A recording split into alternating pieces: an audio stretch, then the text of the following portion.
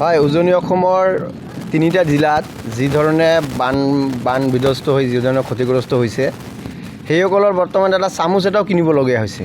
তেওঁলোকৰ কোনো সা সম্পত্তি আজি 20-30 বছৰৰ অৰ্জিত ধন এক বানৰ নিমিষতে শেষ হৈ গৈছে। গতিকে আমি দেখা পাই আছোঁ তেওঁলোকৰ যি দুৰ্দশা।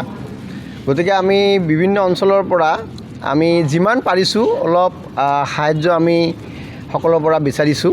আমি আজি লক্ষীগঞ্জ পঞ্চায়তৰ তৰফৰ পৰা এক উদ্যোগ লৈছে যে লক্ষীগঞ্জ পঞ্চায়তৰ যি বজাৰ আছে বজাৰৰ পৰা অলপ কালেকশ্যন কৰিব আৰু লগতে পঞ্চায়তৰ তৰফৰ পৰাও কিবা এটা বৰঙণি আগবঢ়াব। তো সৰ্বমুঠ আমি গোটেই এই অঞ্চলৰ ডেকা আমাৰ এই অঞ্চলৰ সচেতন যুৱকসকল আজি ওলাইছে আমাৰ লগতে একেলগতে। আমি সকলোৱে এটা মানে পদক্ষেপ লৈছোঁ যে আমি প্ৰত্যেকজনৰ দুৱাৰে দুৱাৰে যাম, যোনে যিমান পাৰে অলপ আমাক হেল্প কৰিব।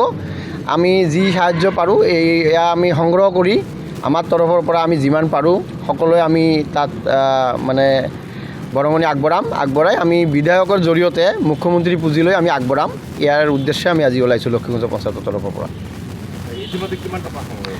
হয়, আমি এতিয়া গম নাপাম, আমাৰ বাকচত হয়তো দিছে সকলোৱে, বাকচত যি উঠিব আমি নিশ্চয় আপোনাৰ কেমেৰা মাতি পিছত সন্ধিয়া সময়ত যি হয় আমি সকলোৱে একেলগ হৈ আমি হিচাপ নিকাচ কৰি আমি একেলগত পঠিয়াই দিম। যিসকল ব্যক্তিয়ে সদাশয় ব্যক্তিয়ে দান বৰঙণি আগবঢ়ালে তেওঁলোকক কি হয়, যিসকল ব্যক্তিয়ে আচলতে কি হৈছে জানে, প্ৰত্যেকজন ব্যক্তিয়ে এই টিভি মিডিয়াম ফেচবুকত চাই প্ৰত্যেকজন ব্যক্তিয়েই কিবা এটা দিয়াৰ কাৰণে সকলোৰে আগ্ৰহী হৈ আছে। যিয়ে দিব পৰা নাই তেওঁৰ মনতে কিমান দুখ প্ৰকাশ কৰি আছে।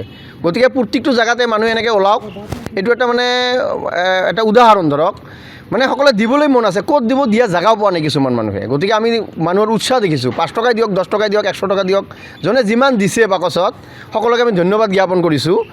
আৰু সকলোৱে মানে দিয়াৰ কাৰণে যিটো আগ্ৰহ, সেই আগ্ৰহটোক বিশেষকৈ আমি আজি মানে বহুত আমি ভাল পাইছোঁ। তাৰমানে সকলোৱে আগ্ৰহেৰে দিছে।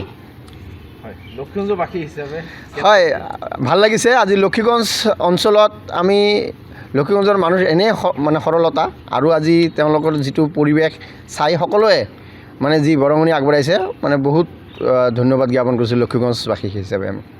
যিকোনো খবৰৰ বাবে যোগাযোগ কৰক 9181 307 221 আমাৰ এই নম্বৰত।